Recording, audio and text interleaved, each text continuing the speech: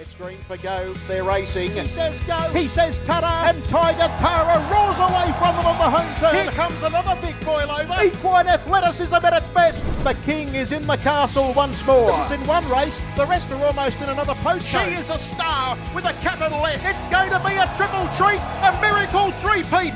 Ladies and gentlemen, you have witnessed history here at Menangle. What about that? It's getting right up on the sprint lane and it's going to bolt in. Hello and welcome to the Sunday session. This is episode 107 of the Sprint Lane podcast for Harness Racing New South Wales.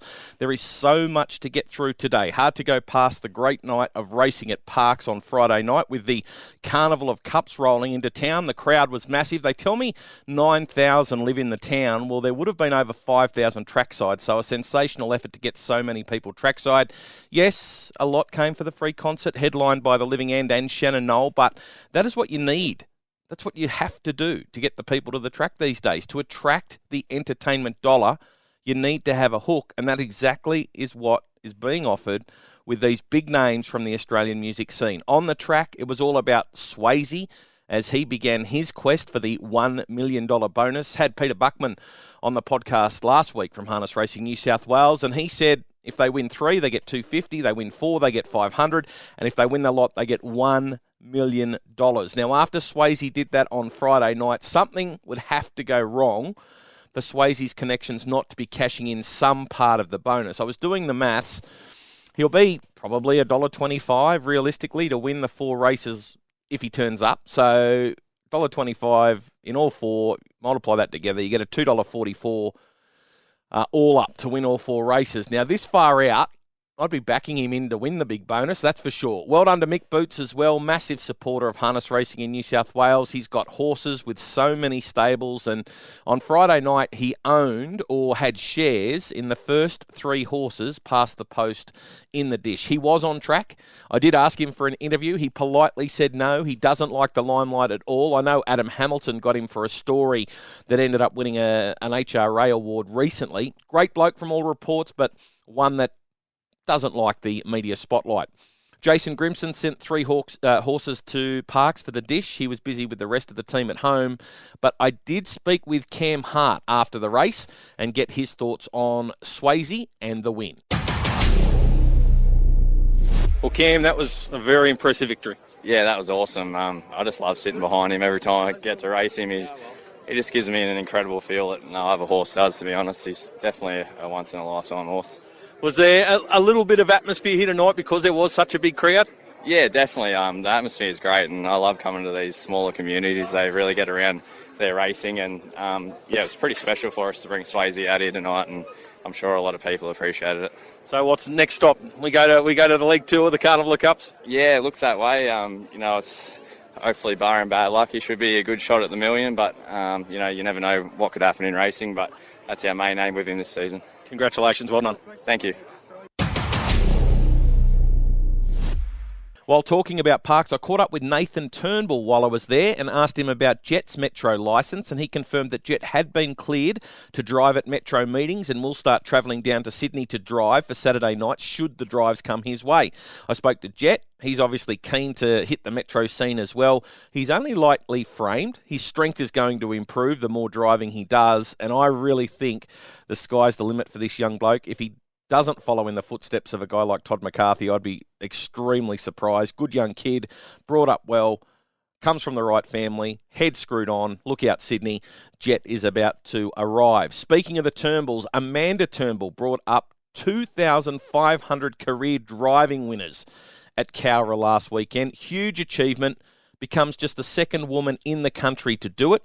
Of course, the first was Karen Manning, who has driven more than 4,000 winners. I spoke with Amanda about the feat on Friday when I got to Parks, and she was unaware. She said she was unaware that she'd gone past that figure, but was proud of the achievement. She said she thinks her numbers will continue to slow down with her concentrating on the training side of things these days. But who's to say she can't get to 5,000? She's only 34. She's been driving since she was 16. She could easily be going for another 25 years, you'd think. Let's hope so anyway. So well done to Amanda Turnbull, and of course she finished the meeting at Parks with a driving and training double. The Carousel was the feature race at Club Menangle on Saturday night, and last week's guest, Jimmy Douglas, backed up from winning the heat with Mick Danger to win the final as well. Deserved victory. Horse has been racing extremely consistently, and Jim drove him a treat again this week. The Trotters Carousel was run a fair to cover, winning for Chris Geary and trainer Troy Williams. It was a huge week for Australians abroad, especially in the US, with Todd McCarthy and Noel Daley combining to win the Little Brown Jug with Captain Albano. For all the WWE wrestling fans out there, it was a first for them both. I actually think it might have been Todd's first drive in the race, but definitely a first time win for Noel Daley. It's a stallion-making race. We've seen a lot of stallions come to Australia after winning the Little Brown Jug. Go back the last 35 years. Horses like Beach Towel, The Great Fake Left, Life Sign, Armbro Operative, Blissful Hall, Astraios, Better's Delight, $1 Million Can, Mr. Feelgood, Tell All, Shadow Play, Well Said, Betting Line. They have all won the race and then had some influence on the breeding scene down here in Australia. Noel's a busy man. I'm recording this on Sunday morning, and he's already in Canada for the Mohawk Million, the trotting slot race for the babies. The race is yet to be run, but fingers are crossed for Noel. He's got a runner in that race. I remember Noel coming back to Australia and then heading back to the US again, and it hasn't taken him too long to get going again over there. So who's on the podcast this week? Well, I've been able to lock Noel Daley in for a chat before the Mohawk Million, so I'm really looking forward to catching up with him after the win of Captain Albano in the Little Brown Jug. I spoke with Jimmy Douglas last week on the podcast, so I'll go a different course this week, and I'll catch up with Troy Williams after the wins of Affair to Cover and Colonia Courage on Saturday night. Mr. T is in red-hot form with another couple of winners, and he'll be back to find us another two this week. And I'll look through the Menangle program and tell you what I saw in the Menangle Express. So a lot to get through. First up, though, I'm going to catch up with Noel Daley, and it wouldn't be a Little Brown Jug without the voice of Roger Houston.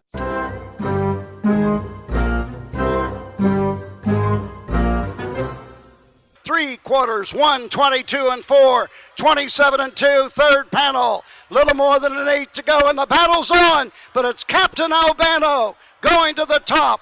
Captain Quarters is there second. Total Stranger finds racing room. Into the stretch they come. It's Captain Albano, Captain Quarters, Total Stranger on the outside. Dexter Dunn, Mirage Hanover. It's all Captain Albano and Todd McCarthy win the Little Brown Jug, 150, 1/5. How good was it during the week to wake up and hear that it was basically Australia Day in America with the Little Brown Jug going to Noel Daley and Todd McCarthy with Captain Albano, and it's great of Noel to make some time for me and have a chat after the win of the 3-year-old in the Little Brown Jug, which is such a special race to Australians with so many great stallions coming across after winning that race. Noel's joining me. Thanks for your time, Noel. Hey, Greg, how are you? Really well, mate. Congratulations. Must be one of the career highlights. Yeah, for sure. You know, it's a race that's on everyone's bucket list to win it. I've been fortunate enough to win the Jugette a couple of years ago, but Caveat Alley. But I've only actually had a couple go around in the Jug for me, and no, this guy topped it all off. He just he had a great day. He was, you never know what to expect, double heats, all that sort of thing. But he drew out really, and outside probably what would have been the early morning line favourite to win the whole lot, Nijinsky. So he drew out. So I didn't really know. When he would talk to Toddy before he goes out, he said, "What do you think?" I said, "Nah, you probably can't leave." I said, "You probably got to go back." And next thing he went straight to the front, and that was the end of it. So the horse was really, really good on the day. He deserves it. He was obviously, US champion 2-year-old last season. This year he hasn't had a lot of luck in some of the big races. More than anything else, it's been, he really hasn't had a bad start. He made a break there. His previous start with us, none of us are quite sure what he did, but then North American, he got locked in till too late. Meadowlands Pace, he just got taken out of the race on the first turn. He got shunted 3 wide, and it looked like that's where he was going to end up for the race. So Todd just took him back and took him out of the race. There was no shot. He's also hadn't had a lot of luck. He'd been good, but he was extra good there the other day. From the second he stepped on the track, he come back after the first heat, couldn't blow a match out. So I wasn't sure how it would work out going into the first heat, but after the first heat, I didn't even really worry about it. What the second heat, the second division of it was the second elimination, because on paper, they had Legendary Hanover, who's a very good horse. But apart from that, they really didn't have a stellar bunch in there. So I was super, super confident the way when the horse came out of it so good out of the first heat. I just, going into the second, to the final there, I just said to Todd, you draw, they pick it out of the hat. Which of the winners draws 1 and 2? We drew 2 again. So I just said to him, the one will probably try and whack it out. I said, just don't get caught in. I said, just whenever you've got to come first over, just come first over. Because I was very confident after the elims that he was the best of them. So. And it was a good drive because he timed it well. He made his drive, yeah. Yeah, the horse that run second was very good. He was out there, but Dexter half left and then got himself parked. And Dexter didn't panic because he knew where Todd was, and at some stage Todd had to come, so he just waited to camp on him. But he was good too. But he was just very good that day. They weren't beating. He came out of it super. As I say, you never know those double hits how they're going to handle it. So he was really, really good that day. You mentioned the break at Pocono in the Pennsylvania Sire Stakes. Just tighten his hobbles up a little bit? Well, we did going into the Jug because he made the break and it was, going to the half. But, I watched it. I only watched the replay a couple of times, but every other man and his dog watched it a million times and everyone had a different opinion what he did. He seems to switch off the horse in front there, and I think, he was the heavy favourite and Toddy had him relaxed there. He's stealing that middle half there and the horse comes so quick. I don't think if the horse just, got scared of it or tried to step too quickly. Not sure. He had no marks on him. He didn't hit a knee or anything. He just, that was just a mystery, but, just fortunately he bounced back. That's, I say, you're going into the Jug where, it's tighter turns and that, and coming off a break, you hold your breath a little bit, but once he crossed him straight away, and Todd was aware and just had to keep his attention in front there. That was the only thing with being in front. Didn't want him to go to sleep again, So it's a stallion-making race, especially here in Australia. There's been some fantastic stallions to come out of it. It obviously that's going to be his future at some stage. Yeah, for sure. He's, he even going into this, he was the 2-year-old of the year last year, and even going into this race, he'd done enough to get a home somewhere. It was just a matter of, what his value was going to be, where he's going to get a home, and that certainly perked it up. And then, now he's eligible to races in the next few weeks in Kentucky, but I'm just not going to bother with him. We just took him home to Jersey, and I'll just try and have him ready there for the Breeders' Crown. If he wins that, that's another step up again. But he'll stand. He'll stand next year. It's just a matter of where. We'll get a job for him here, and then I'm sure we'll get a spot for him down under too. He's got the greatest temperament. He's a medium-sized horse, but he's built. He's got a really, really good rear end and everything on him. He's but just got a super temperament horse too. I think he'll do a good job. He was 150 as a baby, but he's certainly proved his worth. They love Captain Treacherous down here, and he's a son of Captain Treacherous. Yeah, well, you had so many good Bettor's Delight mares and Bettor's Delight, that so much of that blood in them. So they need to cross for something. The Captain Treacherous, some beach line stallions have been great. It's for as great a stallion as Better's Delight has been. He's probably the best of all time, I think, but he hasn't been able to throw a sun. And so, the Siring Sons over here have been the Sun Beach line, and then the Captain Treacherous has done a great job. So I'm sure his sons will continue it on. So, and this fella's got everything. I mean, he's a great looking horse, and he's he's just medium. He's not too big, which is great, not too small, and got the right temperament for it. So the Breeders' Crown will see him out as a racehorse? Yeah, he's got the Breeders' Crown, and then, it'll depend after that. There's like the Matron or the Progress down there at in Delaware, down at Dover. We'll see. We'll just take one race at a time. If he happens to win the Breeders' Crown, it's probably not a lot of point going on with it. But, he'll just take it one by one. He's sound enough fella, but I was pretty confident he'd be fine with the two heats, but that can still take a lot out of him. So that's what I just decided that, I'll just give Kentucky a miss, so he can just go home and hang out at home then till we get back from, we'll go to Kentucky. After Canada here, I'll go back to Jersey for a few days, and then, the next 2 weeks are basically in Kentucky there. So he'll stay here in Jersey. It's amazing the influence that the Australian horsemen have, or the down under horsemen have over there. Obviously yourself, Brett, and then the drivers, Toddy and Andy and Dex and Luke's not far away either. So it's great to see the Australian footprint on the world stage. Yeah, no, they're killing it. And those drivers, and there's a bunch of good drivers here. These guys, they're all such good guys too. That helps. That they roll with the punches, and everybody likes them.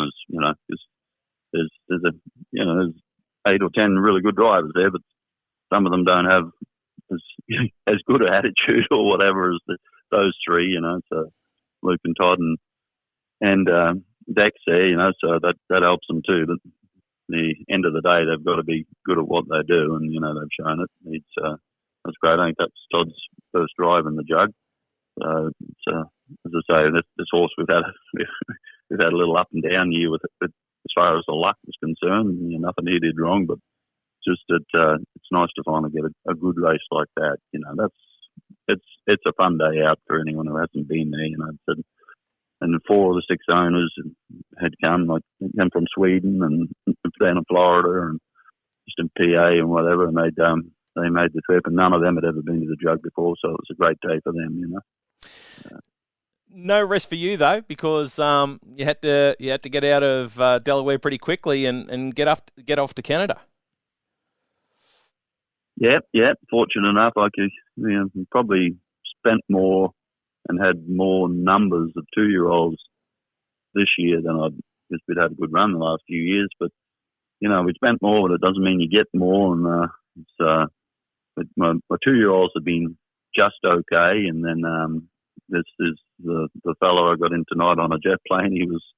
He was a $30,000 Walner, which is that's less than Walner's service fee, but he's been nothing but good for me. He just he won a $250,000 race there last week, and I had bought a slot. It's a slot race there tonight, just like like you have down under there, and he was fortunate enough that he stepped it up enough to show that he deserved.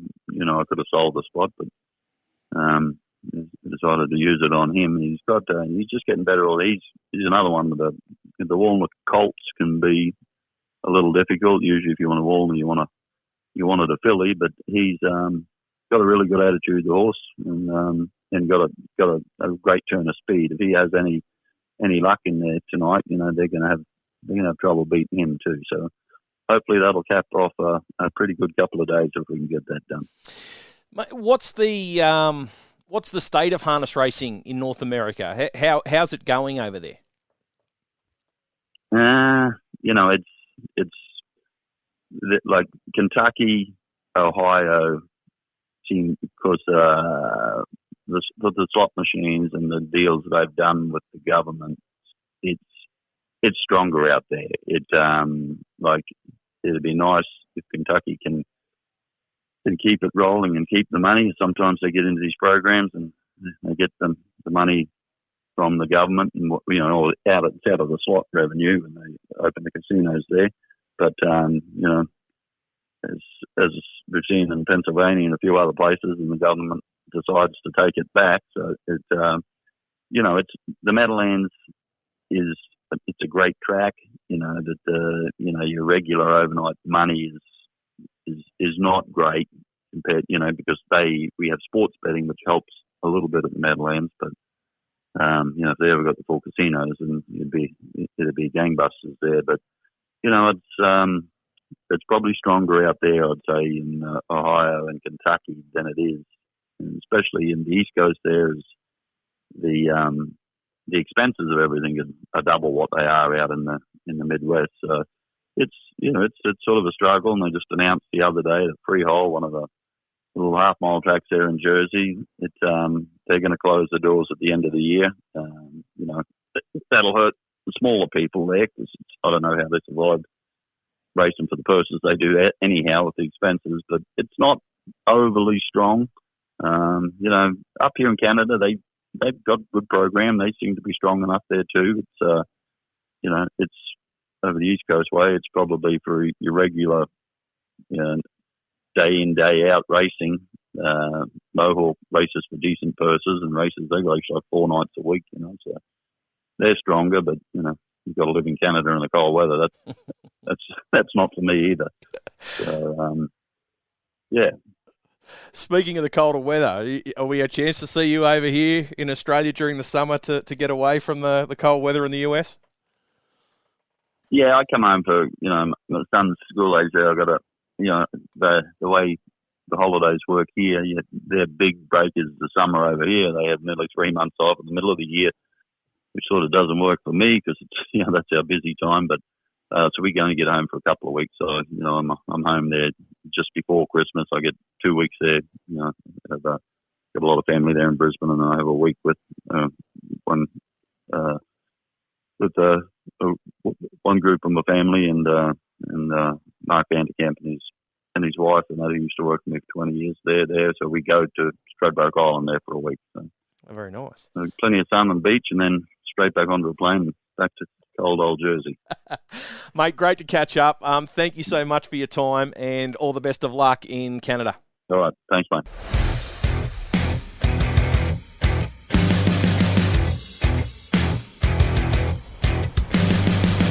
They've got 500 metres left to go in the Trotters Carousel, and Rogue Gentleman travelling strongly over Golden Sunset Maestro. Vixen's on a loose rein. Affair de Cover's plugging home, and then Tiger T as they straighten up. 29-2 the quarter. What's this leader got left? Rogue Gentleman in front. Golden Sunset's off its back to give chase. Vixen saves ground. Trotting home strongly, Satin Stride, Maestro, and Affair de Cover's running a race. Rogue Gentleman still the leader, but Affair de Cover, don't tell me this could be a big boil over. Here comes Satin Stride, Aldebaran Jensen. Affair de Cover hits the lead. It's trying to grip onto the Trotters Carousel, and it will. What about that? Affair de Cover has gone home to beat Satin Stride, Aldebaran Jensen, Tiger T. The favourites have all finished well back. Troy Williams picks up a double, a Metropolitan double, and also picks up the Trotters Carousel with Affair de Cover winning. And he's joining me to have a chat. Congratulations, mate. Well done. Thanks very much, Hazy. Yeah, it was a great night to get a double and to take out the feature for the Trotters. I was pretty wrapped with the team last night. Affair de Cover, a horse that you've had for quite some time and has been ultra consistent, takes his earnings up over $200,000. He's been a great money spinner for Connections. Oh, he's a little legend. He's done a really, really great job. Without being, a superstar, he's just been such an honest horse, and he's consistently thereabouts in that sort of top 5 and earning checks for the owners. And, we've had a wow of a time with him. He's won a couple of Breeders' Challenges as a 2 and 3-year-old, and, now the Carousel, and, runs some really nice races and seems to step up on those bigger nights. So, that was a really great outcome last night. And great job for the horse, and the owners was really good for them. He's in hospital and had to undergo major surgery during the week, and probably still doesn't know the result, Hazy. But he'll reach out once he's well, and I'm sure he'll be wrapped as well. Did you give him a chance going into the race? Look, I sort of thought top 5 for sure. He sort of had a freshen up off a pretty tough campaign. We give him a freshen up, and then give him sort of a soft start at Penrith where he run home nice for 4th, and then raced in the heats of the carousel and run 4th. But probably sectionals didn't align to where he needs them to be, and he needs to speed on. And I still thought he was probably 10% under where he should have been. So I knew that it would top him off ready for that final last night, and I was pretty happy with his work during the week. And I said to Chris, look, no matter what, you sort of got to go back because we don't have the gate speed, but you sort of got to take off down the back at around the 1,000, and hopefully you can get a nice card into it. And if they run along, he'll get home. He's an honest horse, and he'll try his heart out. And the way the race panned out, they went really hard early for Trotters, like 49 sort of lead time, and then they kept trucking along. And I think it took all those sort of front 4 or 5 horses out of the equation, and the swoopers came into it. So I was pretty wrapped. Chris followed those instructions to a T, got out trucking by himself. Nothing wanted to go forward, but he had to get going and get into the race and drove him accordingly. Yeah, 100%. No, Chris is a real good driver, probably one of the most underrated drivers I think around, and he's done a great job with our team, and he drove him to the T, and I was probably a little bit concerned with the sort of 600 there at the cage when we had to sort of do the bullock work and nothing sort of came out to give us cover, but there was nothing really travelling in the race, and he sort of just wound up and turned it into a grind match up the straight, and ground him, which was great. What's the story with the fair to cover? How did he end up to be in your stable? Look, Darren Ray and Emma up at Medowie Lodge, they had the horse, and they raced it for a couple of starts, and COVID actually hit and took away that sort of travel that we could do and isolated us into our zones. And they, no Trotters races up around Newcastle, Hazy, so they left him down with me. And, we sort of got him through his 2-year-old campaign, and, he probably didn't put the best foot forward a few starts, galloped a few times and that, and then we sort of got him right and opted to have the horse gelded. And that was probably the thing that turned him around, to be honest, because sort of never looked back after that. So, but he's just an honest horse. He's, like I said, no superstar. He's probably midfield on a Saturday night, but he's sort of a little bit tough on a Tuesday, and he'll go around again this Tuesday. Week in, week out, and he loves it. So he's a great little horse and pretty good to have around. Off the back of Saturday night's win, good chance on Tuesday. I haven't had a real good look at the field, Hazy. It's back over a mile. It's probably not his strongest distance. I really like him over the long trip. If there's a bit of speed on, he can get over the top. But he's won plenty of mile races before, and it's a winnable race. He's probably back in the draw, out wide in the draw a little bit. But if the speed's on and he gets a good trip and gets carted into at the top of the straight, he'll be giving his best shot down the outside. What about Corlonia Courage? Has been rewarded for some consistent performances, and last night ran away from them late. Big win. Yeah, no, he was a huge win last night, and I've been really confident with him over the last few weeks. Probably we opted to drive him back last week, which probably wasn't the right choice in the end. In the carousel heat, I thought we probably should have, in the end, in hindsight, we probably should have punched forward because, he's been really, really, really good. But his sections were great last week, and then to turn out last night over the mile, and I said to Robbie, just try and, put him into a really forward position. So, we had enough gate speed to get out and then hand up to wave the bill, and, he got us to the corner, and that's all we sort of needed. He really let down, and Robbie sort of suggested that he had plenty left in the tank. There's no earplugs or blinds pulled down at all. So really happy with the way he's racing, and seems to be thriving off my style of racing, which is that week-to-week sort of style. So, and good time too. Broke the 152. He's that sort of horse. Having a look at his recent performances, runner-up in 152. He won a race going 152 and 2 back in mid-July. So that's the sort of, he's very, again, bread and butter horse for a Saturday night. Oh, absolutely, for sure. And yeah, personal best time for him last night, and I have no doubt that he could probably improve off that a little bit. He seems to sort of gradually be getting stronger, which is good. So, but I think he's probably, better suited with a sort of sit handy. He's always typically drawing wide in in his races, and we've got to use a little bit more toe than we'd like to early. But as he goes up in grade, if he can get sort of a better barrier draw here and there, I think he'd be able to compete with some of the stronger ones in those 95 grades. So, we'll have a bit of fun with him for sure, and the owners are happy where he's at, and I've always sort of liked him. So yeah, he's doing a good job, and I think he will continue to sort of be that bread and butter horse, which is great. Mate, Little Bliss, last time we spoke, you mentioned that she wasn't far away from leaving for the breeding barn. Has that taken place? Yeah, she's on the transporter now, mate. So we had an aim to sort of get to that 270,000 in earnings, and she got there, and we decided to pull the pin on her, and Ronnie Littler sent her down to Success Stud, and she's awaiting Captain Treacherous. So yeah, she'll go and file to him hopefully, and everything will all be good. And, I think there's some very good sort of commercial sales options there for her moving forward. Yeah, for sure and certain. You got 4 in on Tuesday. Rakiro Warrior is one of the others, Jog Along Blue, and also Larrick and Lenny. Which of those 3 stand out?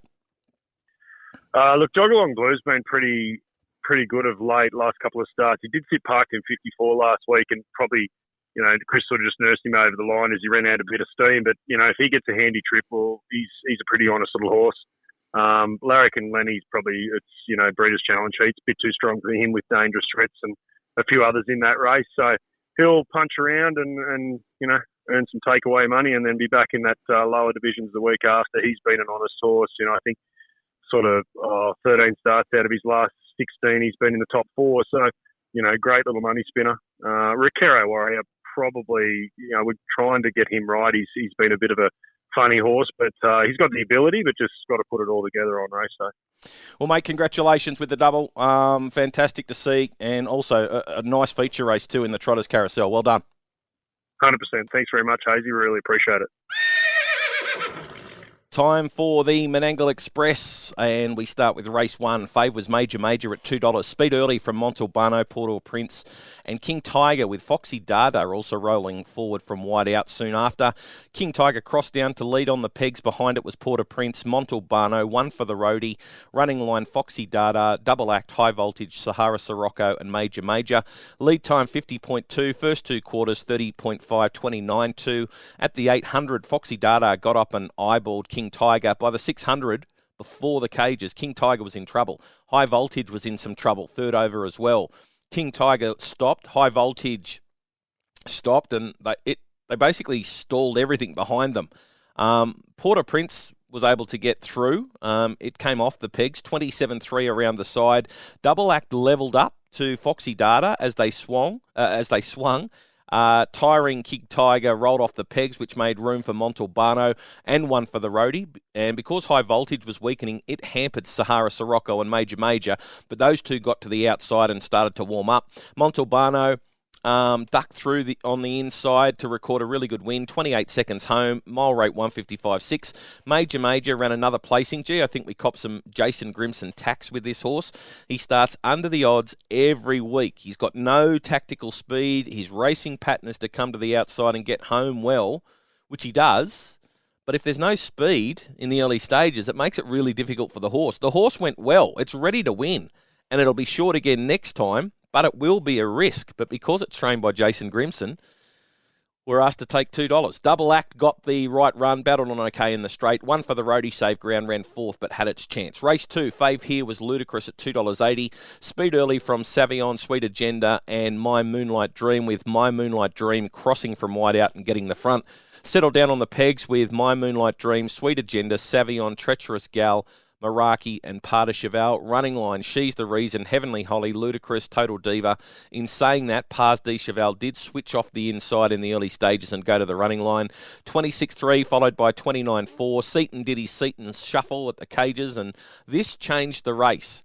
So as he tried to slip away, Savion 3 pegs gone, Death Seat She's the Reason gone, which caused all sorts of traffic issues for Ludicrous and Treacherous Gal. 27 seconds around the side, My Moonlight Dream was off for the prize. Treacherous Gal had to wait for a gap to appear between the 2 beaten horses in Savion and She's the Reason to get into the clear in the straight. Heavenly Holly went 3 wide. Ludicrous tagged it, but the bird had flown. My Moonlight Dream got home in 28.1 for a 150.8 mile. Good drive, got the result. Ludicrous hit the line solidly. So too did Treacherous Gal for third after traffic issues. Thought Pas de Cheval was really good. Watch for it if they duck back to Bathurst. Don't miss it. Racing really well. Race 3, favourite, About Time, 3:20. Speed early from Our Money Rocks and About Time, with About Time crossing down to the pegs. So pegs, it was About Time, Our Money Rocks, Mac Da Vinci, Master Catch, Canina Provlima, Stingray Targa, Terry, running line, lineup, Jillaby Nitro and Unfazed. First quarter 27.3. Because the running line was well back, Canina Provlima came off the inside at the 1,000 and went first over. So 29.2, 27.3 first or second and third quarters. Canina Provlima levelled up with the fave approaching the turn. Mac Da Vinci went from 3 pegs on the turn to out 4 wide, looking for clear air, and bumped with Jillaby Nitro as they straightened. Our Money Rocks looked for room as well, but lineup held its line and Our Money Rocks had to be turned sideways, lost all momentum. Master Catch zoomed along the inside and then squeezed between About Time and Canina Provlima for his crack, while lineup, Mac Da Vinci, Jillaby Nitro, they came together wider. Mac Da Vinci poked his head out to score. Jillaby Nitro good in second. Master Catch driven a treat for third, so good drive, Josh Gallagher. Thought Stingray Tara showed something late. Ran onto their backs after the post. Very hard. Might be worth following. Final quarter 27.7. Mile rate 151.5. Race 4. Fave here. Vicar of Dibley at 175. Speed early from Colonia Courage and Wave the Bill.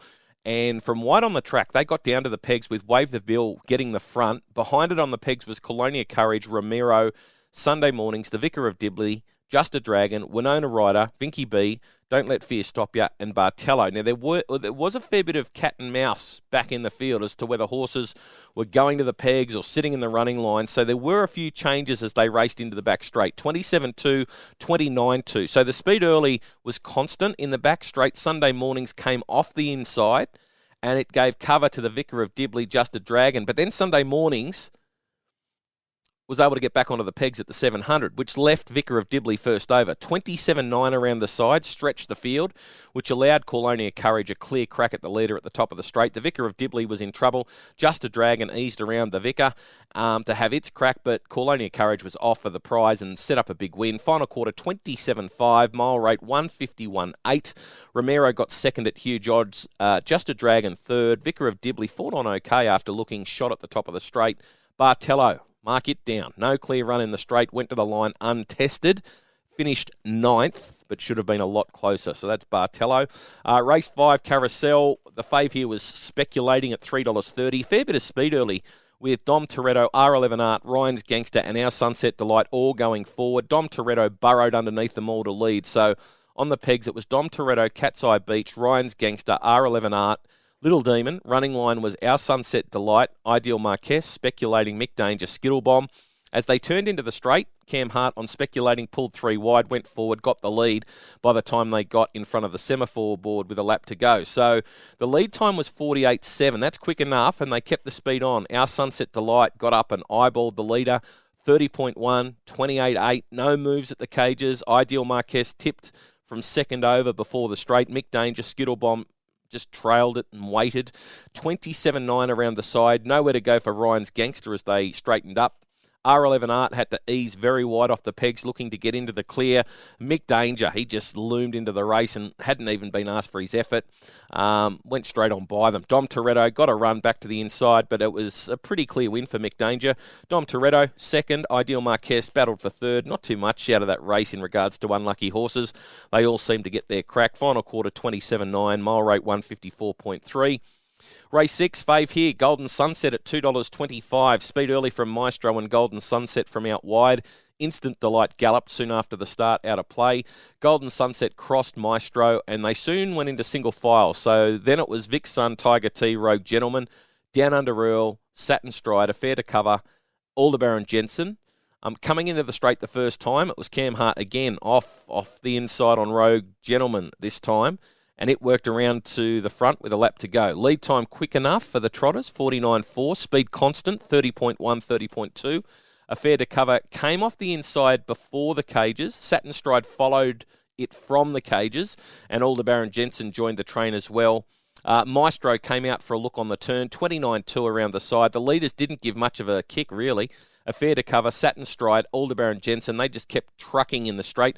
Tiger T was trying to weave through the field closer to the inside, but it was the outside horses with the momentum and Affair to Cover getting there with Satin Stride just ahead away, 31-4 home. So they were pretty tired. Mile rate 159.1. Everything got a crack except Tiger T. It was the unlucky runner and had to change course in the straight a few times to get clear. Race 7, fave here, Stir Me Up, $3. Speed from Stir Me Up and Maybe crossed, and they all went into single file except for one horse. So on the pegs, it was Maybe, Stir Me Up, Cash and Bling, Womboyne in America, Kuzma, Aureus, the Metal Flyer, Hooter, Racing Time. Now, Mr. Manager was the horse that was caught off the pegs. Now, it eased right back to the tail of the field, and then as soon as it got there, it went forward again with the stablemate jumping onto its back for a cart. Lead time, 50.6. Speed slow, 31.2, 29.7. The Metal Flyer and Hooter jumped into the running line in the front straight as well with Mr. Manager, or when Mr. Manager went forward, I forgot to mention. No real moves, 28.2 around the side. Racing Time and the Metal Flyer fanned on the turn. As Mr. Manager weakened, it left room for the pegs horses, so Stir Me Up and Cash and Bling, they both got their crack. Taylor Osmond on Kuzma stuck to the pegs and saved a lot of ground. Cash and Bling got the momentum and ran home to score, 27.9, mile rate 157.2. Pegs dominated, really. Maybe second. Stir Me Up had every chance from behind the leader. Smart drive on Kuzma to get fourth. Hooter was okay in the straight as well. And race 8, that was another trot race. Fave here, Aldebaran Zeus at 225. Lot of speed here. King of Love galloped early. Super Service, Funky Monkey, Sleepy, they all went forward at the start. Sleepy crossed.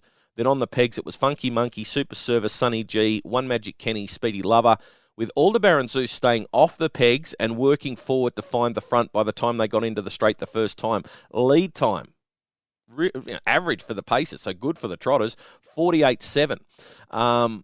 They never really backed off, and Aldebaran Zeus was a loose leader, as Chris Barsby would say. He got away from the horse in front of him, or behind him, I should say.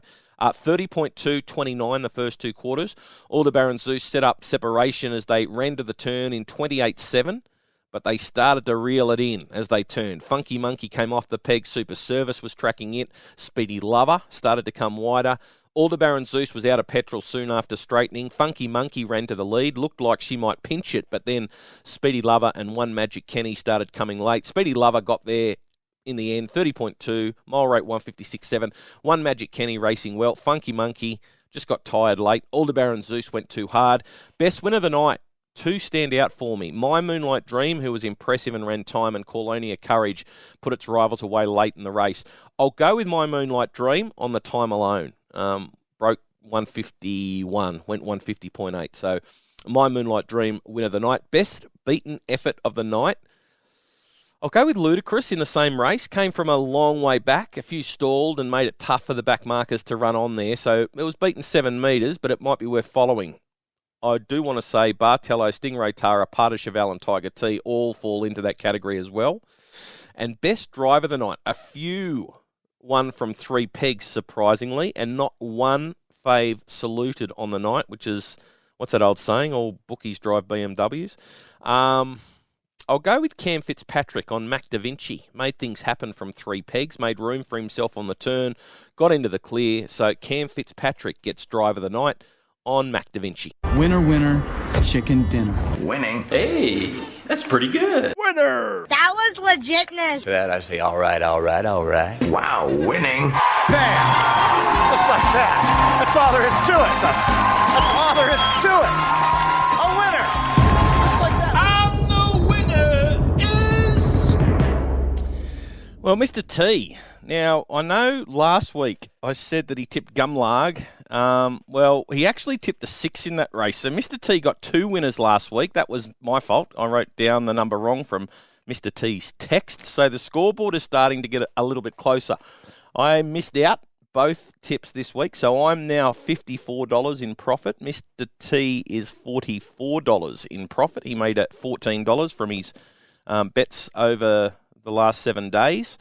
So there's only $10 between us. Now, this week, Mr. T is going to Bathurst, race 1, number 1. Rock You for Peter Trevor Jones and John O'Shea.